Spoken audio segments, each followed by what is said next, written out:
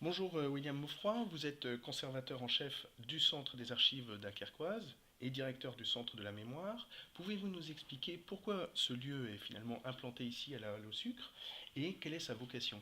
Alors, je vais commencer par la vocation, service d'archives, espace de conservation et de communication des documents produits ou reçus par les administrations du territoire et de façon élargie, documents produits ou reçus qui illustrent le territoire dans toutes ses données sociales, événementielles ou d'autres natures.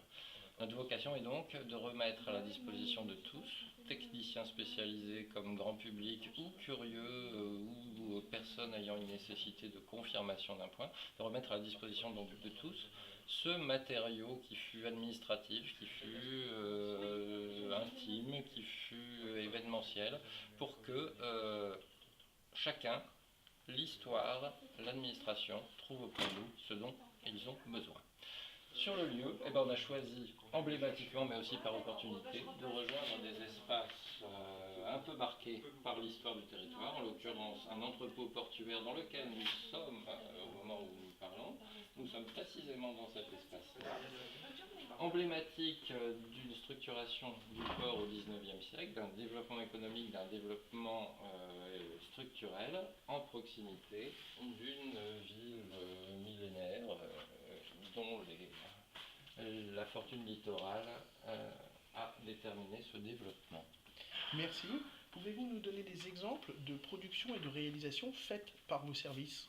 Oui, nous sommes en mission de conservation, mais par conséquent, les meilleurs connaisseurs ou ceux qui possèdent la globale meilleure familiarité avec l'ensemble des documents, ce qui fait qu'on réalise nous-mêmes des choses.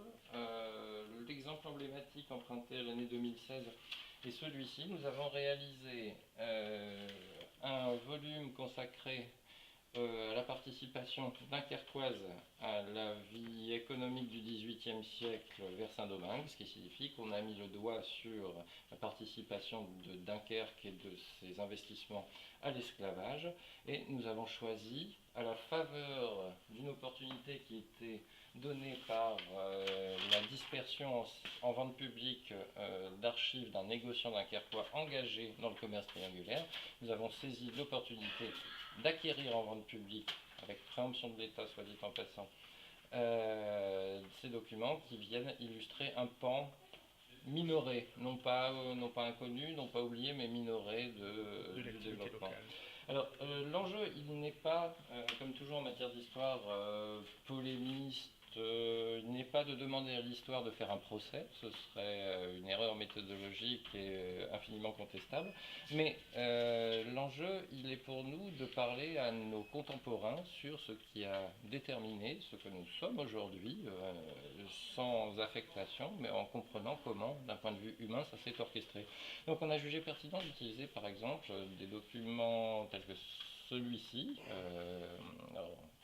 acquis en 2016, bon pour la somme de 18 150 livres, à l'ordre de M. Baumann, capitaine commandant le navire venu de Nantes, venant de la côte d'Angola, valeur reçue, contre 4 nègres, une négresse, un négrillon et pas de négrite. Donc voilà, ce que j'ai entre les mains, qui date de 1771, c'est une facture d'achat d'humains, constitutive d'un cadre économique du XVIIIe siècle, qui est déterminant de ce que Dunkerque a été et est devenu.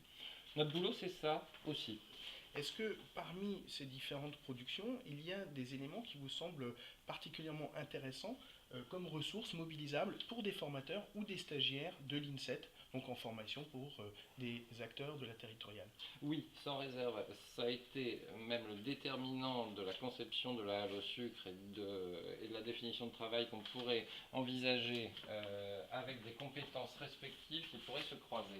Alors, notre mission, évidemment, est documentaire, mais aux archives, on a la caractéristique de pouvoir mettre à la disposition de grandes séries documentaires. On peut suivre sur la durée un aménagement du territoire, on peut suivre sur la durée une évolution économique, une évolution sociale, et donc le matériau de sciences économiques, de sciences urbanistiques, de sciences humaines que nous réunissons, globalement on ne le fait pas de façon ponctuelle par un petit bouquin sur un sujet, même si nous le faisons aussi, mais nous le faisons parce que nous sommes en mesure de mobiliser dans 6 km de rayonnage de documents des grands ensembles qui permettent de faire une étude discernée. Alors, à chacun d'utiliser ce matériau à la faveur de sa nécessité, de son intuition, de sa recherche de sources, de sa recherche de compréhension, mais notre vocation d'établissement, ce qui me ramène à la première question, est précisément de mettre à disposition de tous ce qui pourra apporter le meilleur service pour la conception d'un ouvrage. En matière de formation, il est évident que c'est mobilisable.